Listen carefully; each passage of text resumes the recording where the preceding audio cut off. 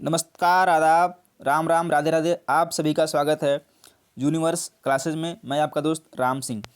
दोस्तों, ये हमारा साथ लंबा चलने वाला है और हम बात करेंगे बीपीएससी, यूपी पीसीएस, यूपी लेखपाल और भी सभी एग्ज़ाम्स के लिए हिस्ट्री के जो क्वेश्चन आते हैं उसकी हम शुरुआत कर रहे हैं। और ये घटना चक्र की जो चैप्टर वाइज पुनर्लोकन का बुक आता है उसी का मैंने सेम क्वेश्चन जो है उसी से मैंने लिया है। और ये घटना चक्र जो बुक है आपको मालूम होगा कि कितनी इंपॉर्टेंट है सभी एग्जाम्स के लिए।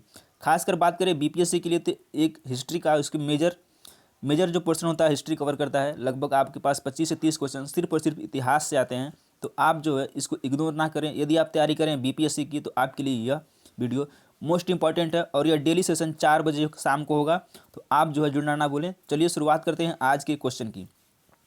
हम चैप्टर वाइज स्टार्ट करेंगे और मॉडर्न इंडिया सबसे पहले शुरू कर रहे हैं, जो कि जो आधुनिक भारत होता है वो सभी एग्जाम्स के लिए आप इंडिया में कोई सा भी एग्जाम दे रहे हो वहाँ से जो है आधुनिक भारत से क्वेश्चन आते ही आते हैं।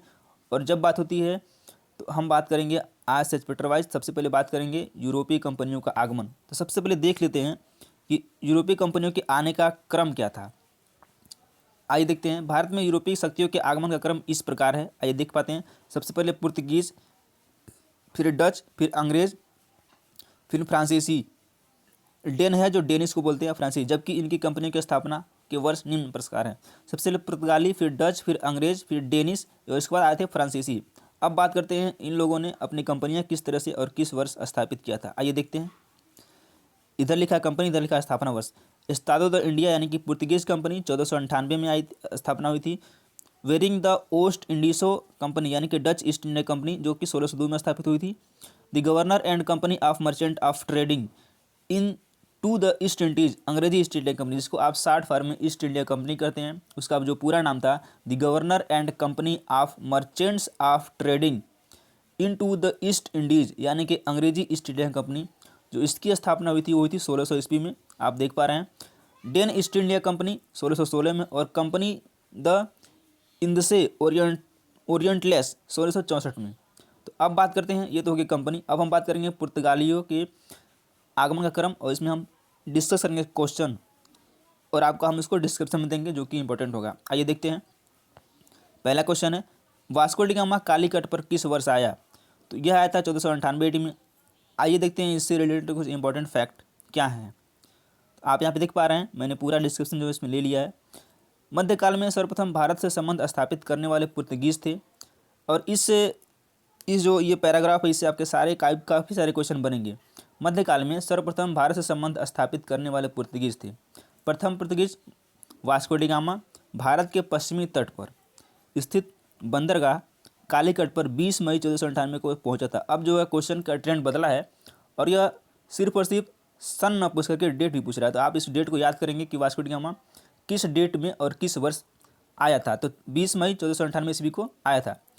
यहाँ पहुंचकर भारत के नए समुद्री मार्ग की खोज की। ध्यान रखेंगे, भारत की खोज नहीं की। बहुत सारे लोग गलत प्रोनाउंस करते हैं और गलत बताते हैं कि उसने भारत की खोज की। नहीं, भारत तो पहले से था ही, और उसकी क्या औकात है कि वो भारत की खोज देगा। उसने समुद्री मार्ग की खोज की थी, ना कि भारत की खोज की थी। ये आप ध्यान रखेंगे। कालीकट के तत्कालीन शासक जमोरिन ने वास्को डी गामा का स्वागत किया। ये भी क्वेश्चन बन सकता है कि वास्को डी गामा का स्वागत किसने किया, तो जमोरिन ने किया था। और फिर पुर्तगाली व्यापारियों ने भारत में कालीकट, गोवा, दमन, दीव एवं हुगली के बंदरगाहों में अपनी व्यापारिक कोठियां स्थापित की। ध्यान रखें, ये तो सिर्फ आए थे व्यापार करने, लेकिन क्या हुआ कि इन्होंने हम पर शासन करना प्रारंभ कर दिया था। वो आगे आपको डिस्कस करेंगे और मिलेगा।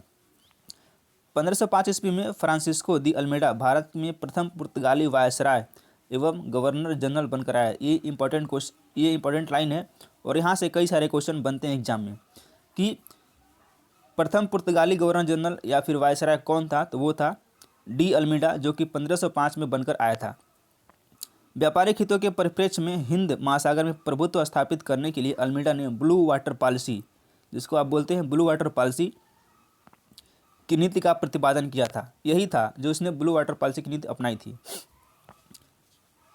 चलिए क्वेश्चन देखते हैं। ये तो हो गया डिस्क्रिप्शन। अब आप यहाँ से कई सारे क्वेश्चन आपके बनेंगे। निम्न में कौन नीला जल योजना यानी कि ब्लू वाटर नीति से संबंधित है। तो वो था डी अल्मेडा। मैंने अभी भी ऊपर डिस्कस किया है। Option number A is correct है। नेक्स्ट क्वेश्चन, मध्यकाल में सर्वप्रथम भारत से व्यापार संबंध स्थापित करने वाले कौन थे। डच, अंग्रेज, फ्रांसीसी या फिर पुर्तगाली। तो ये कौन थे? ये थे पुर्तगाली। आपको ध्यान होगा, पहले ये मैंने डिस्कस किया हुआ है। चलिए आगे देखते हैं। वास्को डी गामा भारत कब आया? आ गया ना क्वेश्चन। तो आया था 1498 में। कब आया था? कमेंट करके बताएंगे आप, मैंने ऊपर अभी भी डिस्कस किया है। अगला क्वेश्चन, पुर्तगाली उपनिवेश का प्रथम वायसराय कौन कौन हुआ? ऊपर जो मैंने डिस्कस किया है अभी भी पैराग्राफ में, वहाँ से क्वेश्चन बन गया। ये बीपीएससी प्री 2001 में पूछा गया क्वेश्चन है ये, और ये आने वाले वनडे एग्जाम में पूछ सकता है। तो ये था डी अल्मीडा, और बना कब था? 1505 में बना था, ये भी ध्यान रखना है। अगला क्वेश्चन, निम्नलिखित में से किसने वास्को डी गामा का कालीकट में स्वागत किया? ये भी क्वेश्चन बन चुका है, और ये क्वेश्चन आ भी चुका है। कौन था वो? जमोरिन था। एक बात कमेंट करके बताएंगे आप कि जमोरिन किस कास्ट का था या फिर किस जात का वो शासक था? बताएंगे कमेंट करके। सूची को सूची 2 सम्मिलित करना है। आइए देखते हैं क्या है। वास्को डी गामा स्पेन का था? नहीं। क्रिस्टोफर कोलंबस पुर्तगाल का? ऐसा नहीं है। अब आइए इसको मेल करते हैं। वास्को डी गामा कहाँ था? पुर्तगाल का था, बी सही है। क्रिस्टोफर कोलंबस जिसने अमेरिका के मार्ग की खोज की थी वो था स्पेन का। कैप्टन कुक कहाँ का था? आइए ऑप्शन में देख चलते हैं। वास्को डी गामा पुर्तगाल का था, क्रिस्टोफर कोलंबस स्पेन का था। ए का 2, बी का 1 मिल रहा है। कैप्टन कुक कहाँ का था? ये था ग्रेट ब्रिटेन का। और तस्मान कहाँ का था? हाईलैंड का था। तो ए का 2, बी का 1, ए का 2, बी का 1, option number B is correct है। आइए देखते हैं, इसमें वो भी दिया भी है। पुर्तगाली यात्री वास्को डी गामा ने भारत के मार्ग की। स्पेन यात्री कोलंबस ने अमेरिका की, ब्रिटेन के कैप्टन कुक ने ऑस्ट्रेलिया की, तथा हालैंड के तस्मान ने वान डीमंस लैंड यानी कि वर्तमान तस्मानिया तथा न्यूजीलैंड की खोज की थी। चलिए आगे बढ़ते हैं। भारत में पुर्तगाली शक्ति का वास्तविक संस्थापक कौन था? Vasco da Gama, Albuquerque, Bartholomew Dias या फिर जॉर्ज ऑक्सडन? तो अल्बुकर्क था वास्तविक संस्थापक पुर्तगाली सत्ता का। ये हमने पहले ही क्वेश्चन में पहले वाले पैराग्राफ में डिस्कस किया हुआ है, और आप इसको देख पा रहे हैं। आइए देखते हैं इससे रिलेटेड कुछ इन्फॉर्मेशन। भारत में पुर्तगाली शक्ति का वास्तविक संस्थापक अल्बुकर्क 1509 से 1515 ईस्वी, और यह वायसराय कब बना था? 1505 में ईस्वी था। इसने भारत में एक प्रादेशिक शक्ति के रूप में पुर्तगाली राज्य की स्थापना की। फरवरी 1510 में बीजापुर के आदिल शाही सुल्तान से गोवा को जीतना अल्बुकर्क की पहली महत्वपूर्ण उपलब्धि थी। ये भी क्वेश्चन बन सकता है कि आदिल शाही सुल्तान से गोवा को जीतने वाला कौन था? तो वो था अल्बुकर्क। गोवा की विजय ने दक्षिण पश्चिमी समुद्र तट पर पुर्तगाली नौसैनिक प्रभुत्व पर मुहर लगा दी, और इसके साथ ही भारत में क्षेत्रीय पुर्तगाली राज्य की स्थापना हुई। अल्बुकर्क ने भारत में पुर्तगालियों की संख्या में वृद्धि करने एवं उनकी अस्थायी बस्तियां बसाने के उद्देश्य से पुर्तगालियों को भारतीय महिलाओं के साथ विवाह करने के लिए प्रोत्साहित किया। ये भी इसने किया था, बदतमीज ने। तो आप इसको देख पा रहे हैं। भारत में यूरोपीय शक्तियों के प्रवेश के संदर्भ में निम्न में से कौन सा कथन सही नहीं है? पुर्तगालियों ने 1499 में गोवा पर कब्जा किया। अंग्रेजों ने अपना पहला कारखाना दक्षिण भारत में मछलीपट्टनम में स्थापित किया या फिर लगाया। पूर्वी भारत में अंग्रेजी कंपनी ने 1633 में उड़ीसा में पहला कारखाना लगाया। या फिर डुप्ले के नेतृत्व में फ्रांसीसियों ने 1746 में मद्रास पर कब्जा किया। आइए देखते हैं क्या है। तो सही नहीं पूछा है, तो ऑप्शन नंबर ए सही नहीं है, और बाकी सारे सही हैं। अगला क्वेश्चन देखते हैं। पुर्तगालियों ने भारत में निम्नलिखित में से किस स्थान पर प्रथम दुर्ग का निर्माण किया था? तो यह किसने किया था? कहाँ पे किया था? कोचीन में किया था। ऑप्शन नंबर सी करेक्ट है। पहला क्वेश्चन है, पांडिचेरी वर्तमान जो पुदुचेरी बोलते हैं के संदर्भ में निम्नलिखित कथनों पर विचार कीजिए। पांडिचेरी पर कब्जा करने वाली पहली यूरोपीय शक्ति पुर्तगाली थी। पांडिचेरी पर कब्जा करने वाली दूसरी यूरोपीय शक्ति फ्रांसीसी थी। अंग्रेजों ने कभी पांडिचेरी पर कब्जा नहीं किया। या फिर उपयुक्त में से कौन सा कथन सही बताना है इसमें से? क्या एक सही है? तो पांडिचेरी पर कब्जा करने वाली जो पहली यूरोपीय शक्ति थी वो पुर्तगाली थी, बिल्कुल सही है। लेकिन पांडिचेरी पर कब्जा करने वाली जो दूसरी यूरोपीय शक्ति थी वो फ्रांसीसी नहीं थी। तो इस तरह से ऑप्शन नंबर 1 सही है, केवल 1 सही है। तो चलिए देखते हैं इसका डिस्क्रिप्शन क्या लिखा है। पांडिचेरी में सर्वप्रथम पुर्तगालियों ने अपना उपनिवेश स्थापित किया था, बिल्कुल सही है। और पांडिचेरी पर कब्जा करने वाली जो दूसरी यूरोपीय कंपनी थी वो डच थी। और अंग्रेजों ने भी पांडिचेरी पर कब्जा 1793 ईस्वी में कब्जा कर लिया था। फिर 1814 ईस्वी में हुई पेरिस संधि के तहत इसे फ्रांस को सौंप दिया गया। इस प्रकार केवल 1 सही है, ऑप्शन नंबर 1 ही सही है। चलिए आगे बढ़ते हैं। हुगली को बंगाल की खाड़ी में समुद्री लूटपाट के लिए किसने अड्डा बनाया था? और ये क्वेश्चन IAS प्री 1995 में पूछा गया क्वेश्चन है। पुर्तगालियों ने, फ्रांसीसियों ने, डेनमार्क वासियों ने या फिर अंग्रेजों ने? तो किसने बनाया था? ये बनाया था पुर्तगालियों ने। ऑप्शन नंबर ए करेक्ट है। और पुर्तगालियों द्वारा हुगली को बंगाल की खाड़ी में समुद्री लूटपाट के लिए अड्डे के रूप में इस्तेमाल किया था। किसके लिए में? अड्डे के रूप में इस्तेमाल किया गया था।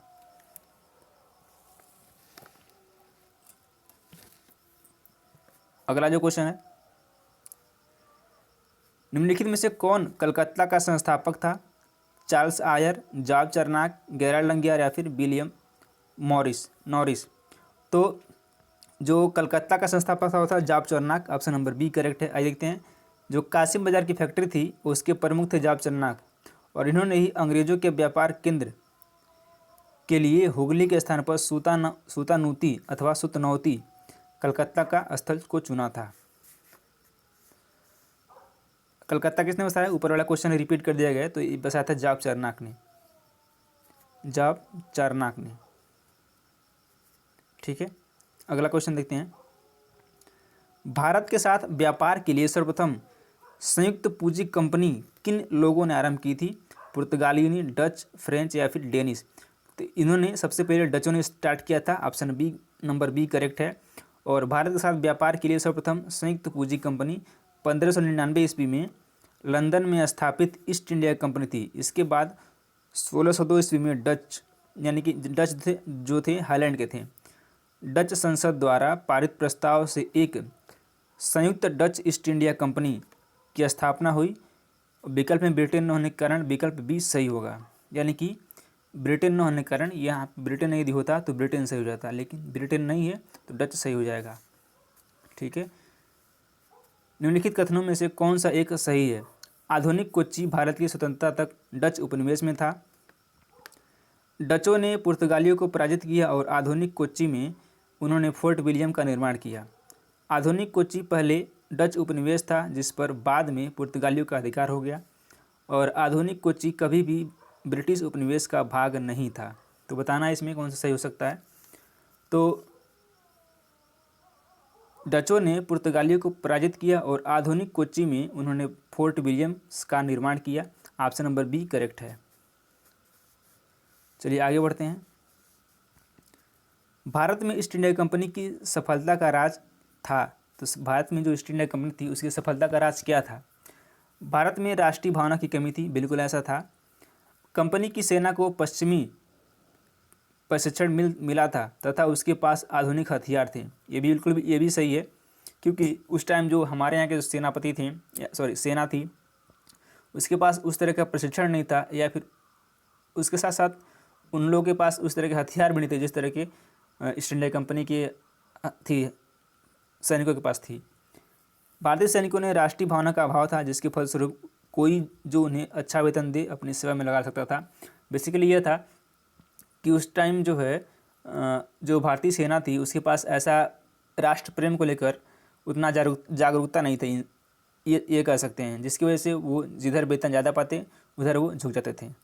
और ऑप्शन नंबर डी है उपयुक्त तीनों, ये तीनों सही है। ऑप्शन नंबर डी करेक्ट हो जाएगा।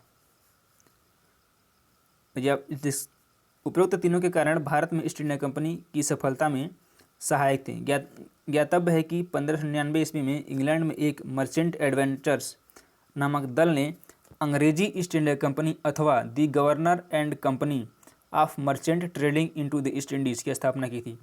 60 में इसको ईस्ट इंडिया कंपनी को जो 60 ये पूरा इसको बोलते थे the governor and company of merchant trading into the East Indies की स्थापना की। इसी को बोलते हैं ईस्ट इंडिया कंपनी, और इसको कभी भी पूछ सकता है। तो चलिए आगे बढ़ते हैं। निम्नलिखित ब्रिटिश कंपनियों में से किसे भारत में व्यापार करने का पहला अधिकार पत्र प्राप्त हुआ था? Levant company, East India company, the English company trading to East Indies या फिर ओस्टेंड कंपनी? तो सबसे पहले जो प्राप्त हुआ था वो था लिवेंट कंपनी को। ऑप्शन नंबर ए करेक्ट है। आइए देख लेते हैं। यहाँ से आपके कई सारे क्वेश्चन बनेंगे और बन सकते हैं। लिवेंट कंपनी को 1593 ईस्वी में स्थल मार्ग से भारत में व्यापार करने का अधिकार पत्र प्राप्त हुआ था। 31 दिसंबर 1600 को महारानी एलिजाबेथ प्रथम ने the governor and company of merchant of London trading into the East Indies को समुद्र मार्ग से ईस्ट इंडीज़ के साथ व्यापार करने का पहला अधिकार पत्र प्रदान किया। तो अधिकार पत्र किसने प्रदान किया था? महारानी एलिजाबेथ प्रथम ने। कब किया था? 31 दिसंबर 1600 को। और 1702 ईस्वी में न्यू कंपनी के साथ मिलकर यह नाम United company of merchant of England trading to the East Indies 1709 ईस्वी के रूप में अपने व्यापार को बढ़ाया, जो सामान्यतः ईस्ट इंडिया कंपनी के नाम से प्रसिद्ध हुई। ठीक है, नेक्स्ट क्वेश्चन है, लंदन में ब्रिटिश ईस्ट इंडिया कंपनी के गठन के समय भारत का निम्नलिखित में से कौन सा बादशाह था? क्या अकबर था, शाहजहां था, औरंगजेब था या फिर जहांगीर था? तो कौन था? तो इस टाइम जो था वो जो है अकबर था। ऑप्शन नंबर ए करेक्ट है। और जो इस टाइम जो सितंबर 1599 में लंदन में कुछ व्यापारियों ने लॉर्ड मेयर की अध्यक्षता में एक सभा का आयोजन किया। इसमें पूर्वी द्वीप समूह के साथ साथ व्यापार करने की योजना तैयार की गई। इन व्यापारियों ने पूर्व के देशों के साथ व्यापार करने के आशय से 1599 ईस्वी में एक कंपनी का गठन किया। इसका नाम governor and company of merchant of London trading into the East Indies का रखा गया। इस दौरान भारत का बादशाह 1556 से 1605 यानी कि अकबर थे। अकबर 1556 से 1605 के बीच में बादशाह अकबर थी और ये इनका शासनकाल भी है। चलिए आगे बढ़ते हैं। किस मुगल सम्राट के काल में इंग्लिश ईस्ट इंडिया कंपनी ने भारत में सर्वप्रथम कारखाना स्थापित किया? तो जो इसके पहले का क्वेश्चन था और उसके गठन के समय था, यानी कि जो अकबर का शासन था उसमें गठन हुआ था, और जो भारत में सर्वप्रथम कारखाना स्थापित हुआ था जहांगीर के काल में। ऑप्शन नंबर बी करेक्ट है। आइए देखते हैं, जहांगीर के शासनकाल में इंग्लिश ईस्ट इंडिया कंपनी ने सर्वप्रथम 1611 ईस्वी में मुसलीपट्टनम या फिर मसूलीपट्टनम अथवा मछलीपट्टनम इसको बोलते हैं में एक अस्थाई यानी कि जो 1611 में जहांगीर के काल में जो कारखाना स्थापित हुआ था वो अस्थाई कारखाना था। और 1613 ईस्वी में सूरत में स्थापित कारखाना अंग्रेजों का प्रथम अस्थाई कारखाना था। ये पूछ सकता है कि जहांगीर के काल में जो कारखाना स्थापित किया गया था कब किया गया था? तो क्या गया था 1611 में। तो वो क्या अस्थाई था या अस्थाई? तो बिल्कुल अस्थाई था। जबकि जो 1613 में सूरत में जो स्थापित किया गया वह अस्थाई कारखाना था जो कि स्थापित किया गया था अंग्रेजों के द्वारा। ठीक है, चलिए आगे बढ़ते हैं। भारत में 1613 ईस्वी में अंग्रेजों ने अपनी पहली फैक्ट्री कहाँ स्थापित की थी? तो वो क्या था? सूरत में। और शासनकाल किसका था? जहांगीर का। आइए देखते हैं डिस्क्रिप्शन क्या इसका है। कैप्टन विलियम हॉकिंग सूरत से मुगल दरबार 1608 ईस्वी में पहुंचा, किंतु सूरत में फैक्ट्री की स्थापना की अनुमति पाने में सफल नहीं हो सका। और 1611 ईस्वी में पुर्तगालियों के विरोध के बावजूद कैप्टन मिडल्टन सूरत के समीप स्वाली पहुंचा और मुगल गवर्नर से वहां व्यापार करने की अनुमति पाने में सफल हो गया। ठीक है, कैप्टन थॉमस बेस्ट दास सूरत के बंदरगाह की विजय ने पुर्तगाली एकाधिकार की निरंतरता को भंग कर दिया तथा तदुपरांत अंग्रेजों ने सूरत में 1613 ईस्वी में अस्थायी रूप से एक फैक्ट्री स्थापित की। यहाँ से अंग्रेजों ने अपने व्यापार को देश के दूसरे भागों में फैलाया तथा शीघ्र ही अहमदाबाद, बुरहानपुर, अजमेर तथा आगरा में सहयोगी फैक्ट्रियाँ स्थापित कर ली। ठीक है, ये ध्यान रखेंगे आप। ईस्ट इंडिया कंपनी की प्रथम फैक्ट्री स्थापित की गई थी पुणे में, गोवा में, पांडिचेरी में, फिर सूरत में। तो की गई थी, कब की गई थी? सूरत में। हमने ये क्वेश्चन पहले डिस्कस कर चुका हूँ। ईस्ट इंडिया कंपनी की प्रथम फैक्ट्री, ये 2 बार लग रहा गया। और नेक्स्ट क्वेश्चन देखते हैं। निम्नलिखित में से किस अंग्रेज अधिकारी ने पुर्तगालियों को स्वाली के स्थान पर हराया था? तो किसने हराया था? यह हराया था थॉमस बेस्ट ने। Option number B is correct answer. निम्नलिखित यूरोपीय व्यापारिक कंपनियों में से किसने सूरत में सर्वप्रथम अपना कारखाना स्थापित किया गया था? तो किसने किया था? यह किया था अंग्रेजों ने। Option number B is correct answer. यूरोपीय व्यापारिक कंपनियों ने ब्रिटिश ईस्ट इंडिया, लिंक मिल जाएगा, वहाँ से आप उसको देख सकते हैं। चलिए, ईस्ट इंडिया कंपनी के प्रारंभिक दौर में वेस्टर्न प्रेसिडेंसी कहाँ थी? सूरत, सतारा, बॉम्बे या फिर पणजी? तो ये कहाँ पे थी? ये थी सूरत में। ईस्ट इंडिया कंपनी ने आरंभ में सूरत को प्रेसिडेंसी बनाया था, बाद में यह बॉम्बे स्थानांतरित कर दिया, यानी पहले सूरत था और बाद में कहाँ चला गया? ये बॉम्बे चला गया। तो इस तरह से ऑप्शन नंबर ए करेक्ट है। नेक्स्ट क्वेश्चन है, ब्रिटिश ईस्ट इंडिया कंपनी ने बम्बई किससे लिया था? डचों से, फ्रांसीसियों से, डेनिशों से या फिर पुर्तगालियों से? तो ब्रिटिश ईस्ट इंडिया कंपनी ने पुर्तगालियों से बम्बई को लिया था, जो कि पुर्तगालियों को दहेज के रूप में मिला था। यहाँ पे देख सकते हैं ब्रिटिश ईस्ट इंडिया कंपनी ने बम्बई पुर्तगालियों से लिया था। इस तरह से ऑप्शन नंबर डी इसका करेक्ट है। ईस्ट इंडिया कंपनी ने के किस अंग्रेज गवर्नर को औरंगजेब द्वारा भारत से निष्कासित किया गया था? अंगियार, sir John child, sir John gear या फिर सर निकोलस वेट? तो ये किया गया था सर जॉन चाइल्ड को। Option number B correct answer है। आइए देखते हैं इसके साथ साथ, बम्बई के अंग्रेज गवर्नर जॉन चाइल्ड ने 1688 ईस्वी में बम्बई और पश्चिमी समुद्र तट के मुगल बादशाह बंदरगाहों को घेरा डाला तथा मक्का जाने वाले हज यात्रियों को बंदी बनाने का प्रयास किया। फलस्वरूप उसे औरंगजेब ने भारत से निष्कासित करने का आदेश दिया। मुगल शासक औरंगजेब के सामने उसे विवश होना पड़ा और अंततः उसे माफ़ी मांगनी पड़ी। इस तरह से आप देख सकते हैं। चलिए अगला क्वेश्चन देखते हैं। निम्नलिखित में से प्रथम कर्नाटक युद्ध का कौन सा तत्कालिक कारण था? अंग्रेज और फ्रांसीसियों के बीच प्रतिद्वंद्विता, ऑस्ट्रिया की राजगद्दी की जंग, कर्नाटक की राजगद्दी का मसला या फिर अंग्रेजों द्वारा फ्रांसीसी जहाज़ों का अधिग्रहण? तो ये जो अंग्रेजों द्वारा फ्रांसीसी जहाज़ों का अधिग्रहण किया जा रहा था, वही एक तात्कालिक रीजन था जिस वजह से जो है प्रथम कर्नाटक युद्ध हुआ। Option number D is correct answer. और ये हुआ कब था? तो आइए देख लेते हैं।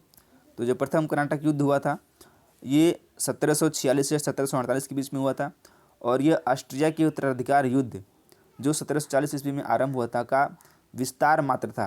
अंग्रेज सरकारों की आज्ञा के विरुद्ध ही दोनों दलों अंग्रेज एवं फ्रांसीसी में 1746 ईस्वी में युद्ध प्रारंभ हो गया।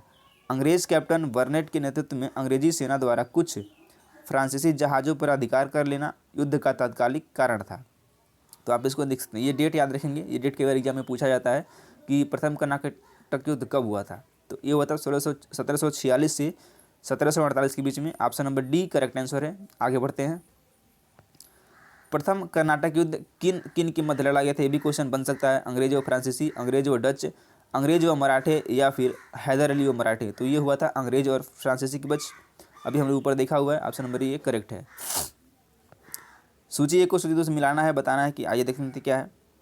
तो प्रथम कर्नाटक युद्ध, तृतीय कर्नाटक युद्ध और प्रथम मैसूर युद्ध, ये कैसे कैसे क्या हुआ था? तो ये जो हुआ था प्रथम जो कर्नाटक युद्ध हुआ था, एक्सलाचैपल की संधि से इसका अंत हुआ था। तो ऑप्शन नंबर ए का 4 हो जाएगा। एक्सलाचैपल की संधि से इसका अंत हुआ था प्रथम कर्नाटक युद्ध का। और जो तीसरा युद्ध हुआ था, ये हुआ था, इसका जो अंत हुआ था ये हुआ था पेरिस की संधि से, तो इसका बी का 1। तृतीय कर्नाटक युद्ध हुआ था, ये अनिर्णायक युद्ध था। ऑप्शन नंबर 3 यानी कि सी का 3। और प्रथम मैसूर युद्ध ब्रिटिश की हार से अंत हुआ था। तो ऑप्शन नंबर डी का बी 2। आइए देख लेते हैं। ए का 4 सी में, ए का 4 बी का 1, सॉरी ए का 4 बी का 1। ऑप्शन नंबर सी करेक्ट है। आगे बढ़ते हैं। आप देख सकते हैं प्रथम कर्नाटक युद्ध एक्सलाचैपल के संधि से अंत, तृतीय कर्नाटक युद्ध पेरिस के संधि से अंत, और द्वितीय कर्नाटक युद्ध अनिर्णायक युद्ध था, और प्रथम मैसूर युद्ध ब्रिटिश की हार से संपन्न हुआ था। तो इस तरह से ये भी वनडे एग्जाम में पूछ सकता है वन लाइनर के फॉर्मेट में कि कर्नाटक युद्ध का जो प्रथम चरण था या फिर कर्नाटक का जो प्रथम युद्ध था वो किससे अंत हुआ था? तो ये हुआ था एक्सलाचैपल की संधि से अंत हुआ था, या फिर इसमें से कोई पूछ सकता है। आप इसको ध्यान से देख सकते हैं। अगला क्वेश्चन देखते हैं। निम्नलिखित में से कौन सा प्रथम यूरोपियन शक्ति था जिसने भू क्षेत्र अर्जित करने के उद्देश्य से भारतीय राजाओं के झगड़ों में भाग लेने की नीति आरंभ की? तो ये था Dupleix. Option number B correct answer है। आगे देखते हैं। भारत में फ्रांसीसियों ने अपना सबसे पहला कारखाना निम्न स्थानों में से कहाँ लगाया था? सूरत, पुलिकट, कोचीन या फिर कासिम बाजार? तो ये लगाया था सूरत में। ऑप्शन नंबर ए करेक्ट है। आइए देख लेते हैं इसका डिस्क्रिप्शन। और ये IAS प्री 2003 में पूछा गया क्वेश्चन है। लुई 14वें के मंत्री कॉलबर्ट द्वारा 1664 में फ्रेंच ईस्ट इंडिया कंपनी की स्थापना हुई। फ्रेंच ईस्ट इंडिया कंपनी का संस्थापक पूछ सकता है, तो ये था लुई 14वें के मंत्री कॉलबर्ट द्वारा। कब किया गया था? 1664 में किया गया था, जिसे कंपनी दे इंडेस ओरिएंटेस कहा गया। कंपनी देश इंडेस ओरिएंटेस कहा गया। ये भी आप ध्यान रखेंगे। फ्रांसीसी कंपनी का निर्माण राज्य हुआ और राज्य ही इसका सारा खर्च देता था। 1667 ईस्वी में फ्रांसिस कैरो के नेतृत्व में एक अभियान दल भारत के लिए रवाना हुआ, जिसने 1668 में सूरत में अपने पहले व्यापारिक कारखाने की स्थापना की। तो इस तरह से आप इसको डिस्क्रिप्शन देख सकते हैं, यहाँ से क्वेश्चन बनते हैं खासकर वनडे एग्जाम में, रेलवे एसएससी में। अगला क्वेश्चन देख लेते हैं।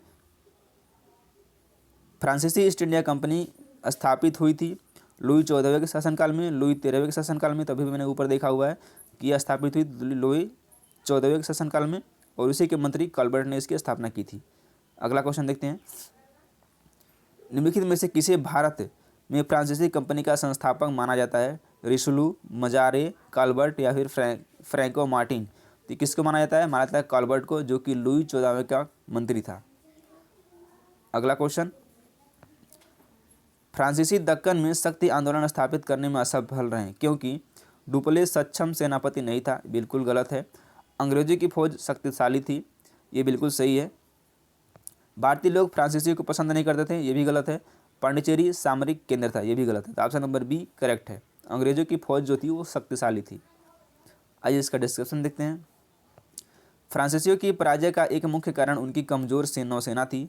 वॉल्टेयर के अनुसार ऑस्ट्रिया के उत्तराधिकार युद्ध के समय फ्रांस की जल शक्ति का इतना ह्रास हुआ कि सप्तवर्षीय युद्ध के समय उनके पास एक भी जलपोत नहीं था।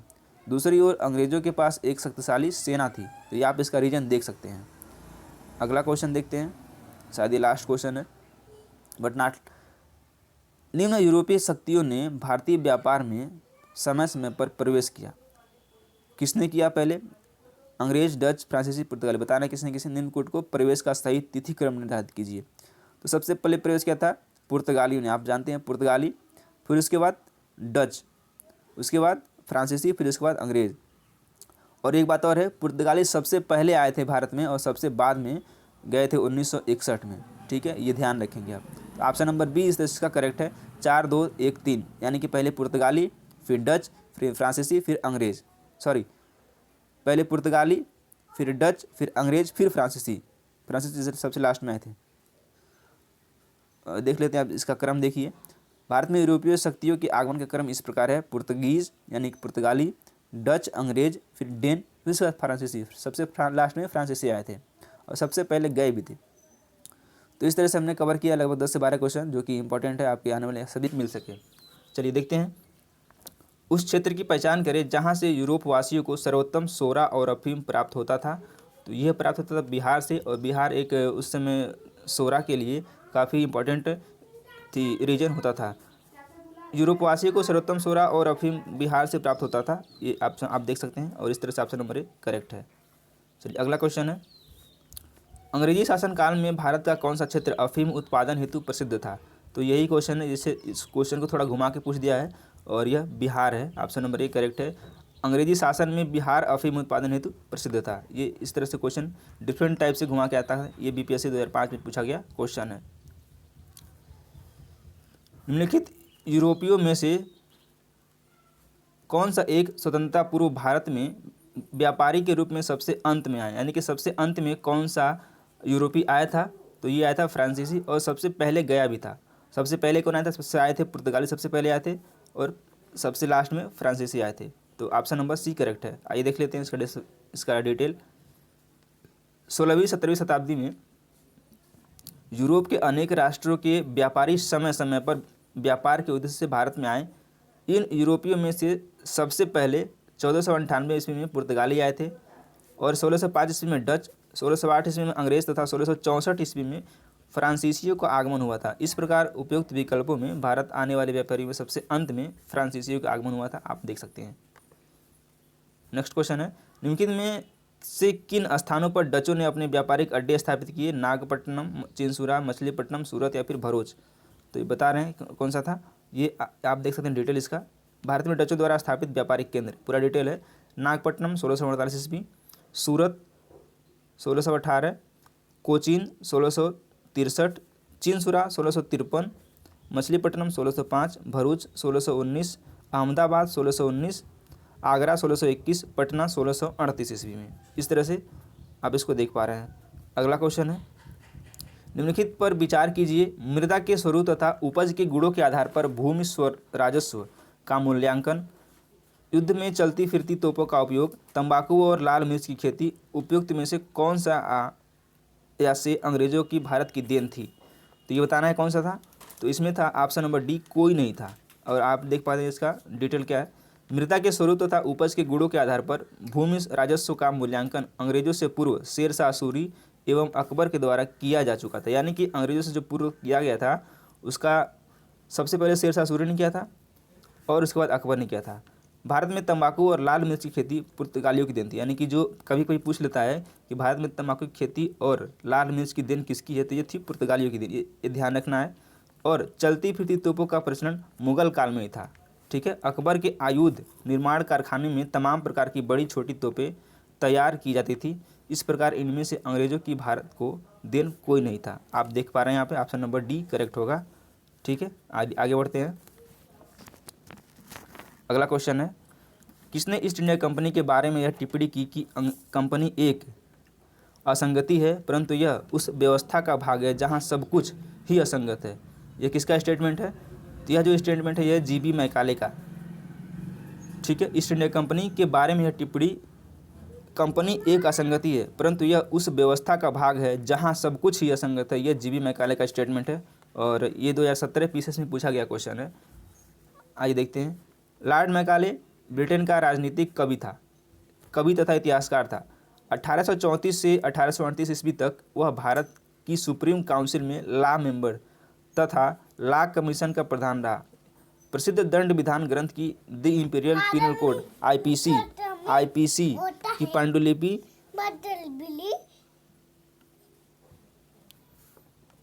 आईपीसी जो है लॉर्ड मैकाले की